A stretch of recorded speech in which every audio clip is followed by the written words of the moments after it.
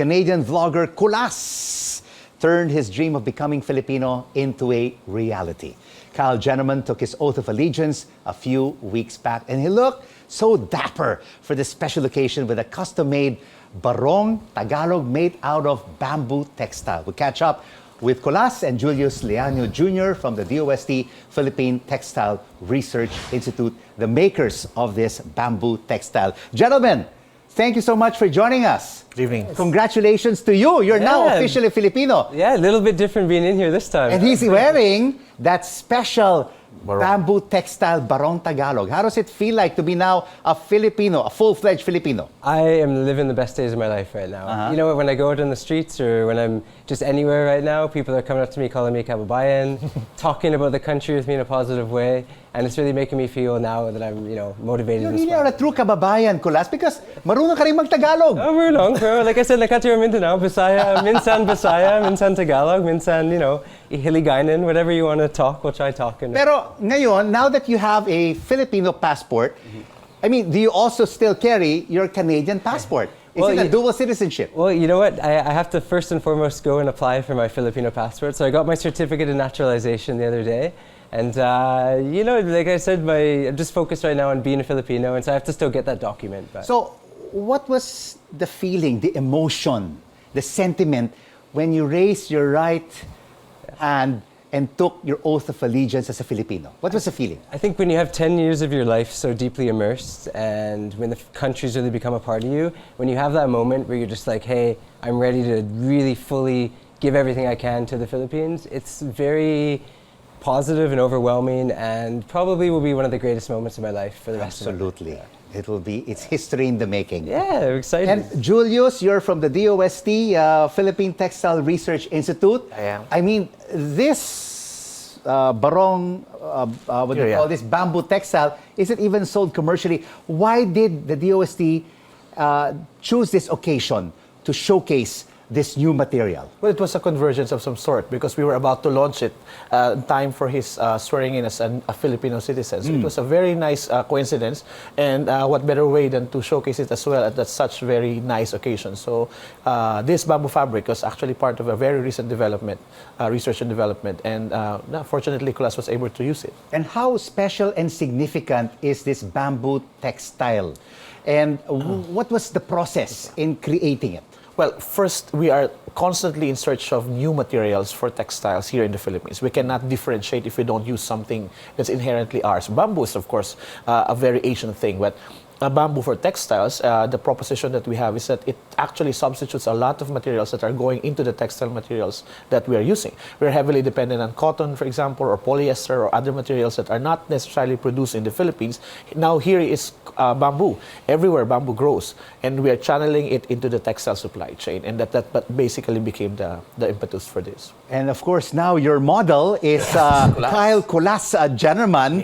You know what, though? I mean, having been all over the country, every province, the ways I've seen Filipinos use bamboo, when this opportunity came up to possibly get involved and showcase this and be a part of, bringing this to more public awareness, I think it's just incredible. And this is really comfortable. This is even bamboo. Yeah, I mean, this is on my skin. I'm not wearing underpants under these pants. If that makes sense. Your shoes is also bamboo? Well, the ones I had were bamboo, and but basically there are bamboo shoes. You guys are coming out with bamboo shoes. The bamboo version of that shoe is coming up as well. And of course, this Barong Tagalog is a creation of one of our world-class fashion designers, Francis Libiran. Yes. So it's a nice convergence. It's a science and technology output, and you have the creative industry coming into play as well. So they put on the flavor and the flair, and here comes the new version of the Barong Tagalog on our own materials. And yes. Well, I was just going to say, it was really exciting. I'd never done anything with a designer my entire life, and to see Francis Libiran get so into wanting to work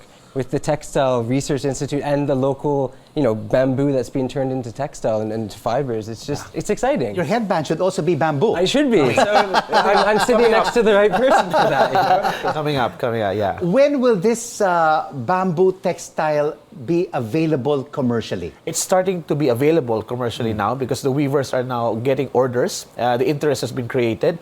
So we wanted the weavers to be the one to to talk to clients, to be the one to respond to the need of the market.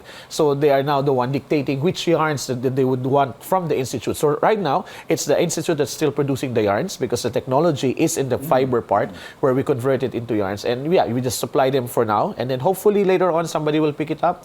Some yarn production will come in and the weaving will proceed as And where are these weavers? Where are they from? Yeah, these weavers are, well, at least those that we work with during the prototype development is in Quezon, Isabela, for one. And we have a lot in Aklan because of the Barong material. So we wanted it as well to be blended with Philippine silk. That's why we are working as well with the Aklan weavers. And in Manila, we have some resident weavers also in our institute. And I'm sure, Kulas, you have been to many of these places where they weave the bamboo textiles. So how amazing is that you can wear something that really comes from a convergence of everything all over the country?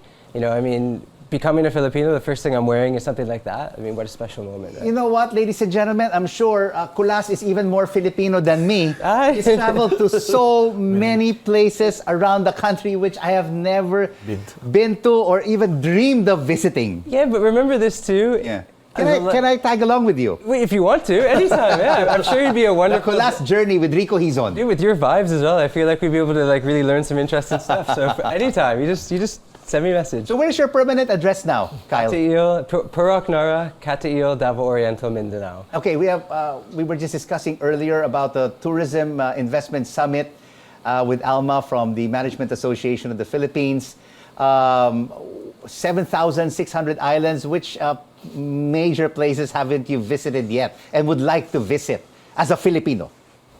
Man, you know what? I think there's just some of those unique island communities that people might not have even heard of, like Cagayancillo, more islands off the coast of Tawi-Tawi.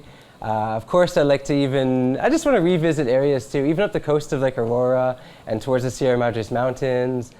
You know what? It's like when people ask you sometimes, you're like, oh, what's your favorite island? What's your favorite place? Everywhere just has so much beauty to it. Yes. I just want to go back everywhere. Unique personalities, and unique culture and heritage, and unique Filipino with a warm hospitality. And I want to revisit places, because what I found out, you go somewhere, but you really can just keep learning and keep finding out so much when you go back. You know, Kyle, one place that you have revisited now for a second time, the CNN Philippine studio. Yeah, I still need to go around and fully soak it all in. So. And Julius, of course, this is a creation of Francis Libiran.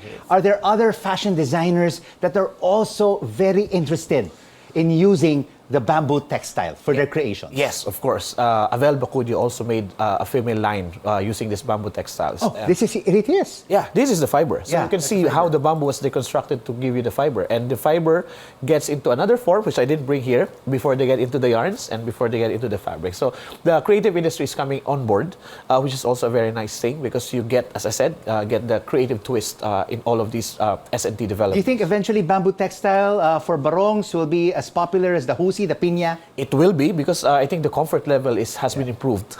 Actually, Can I feel it? Yeah, Can I feel it? Yeah, we Oh don't. gosh, hey Francis, don't forget. I have him on Instagram. I can send him a message for you. Actually, this fiber and this fabric, it's really comfortable. Like it's very good on the skin. And even now, to be honest, I'm not wearing my correct undershirt. This is on my skin, and it feels good. What's important right now that the bamboo textile is or has been launched, is to put it now on major fashion catwalks around the world. New York, Milan, Paris. Yes, create the awareness. Yes, raise the awareness. And the nice thing about this one is it's inclusive. You're actually involving farmers and communities on the ground. So that's the whole narrative gives a very, very different Filipino flavor all to it. And I think that's the way to go. You just have to put the story of the Philippines in the very fabrics that we are making. And here it is. Congratulations to the Philippine Textile Research Institute and DOST. And of course, your final word as a Filipino here on The Final Word, Kulas, to all your kababayans watching you right now. Just puso, big heart, the Malaki puso, very happy, just Messiah. And I look forward to just getting out there and interacting with more of my kababayans every day, the rest of my life. So. Are! Oh, pare! Oh my God! Pare, kamusta na? Welcome to the can- Philippines and becoming a Filipino. Sakto, salamat. Kyle, Kulas, Jennermann, and Julius Leaño Jr., thank you, gentlemen, for joining us on The Final Word. Thank you for having us.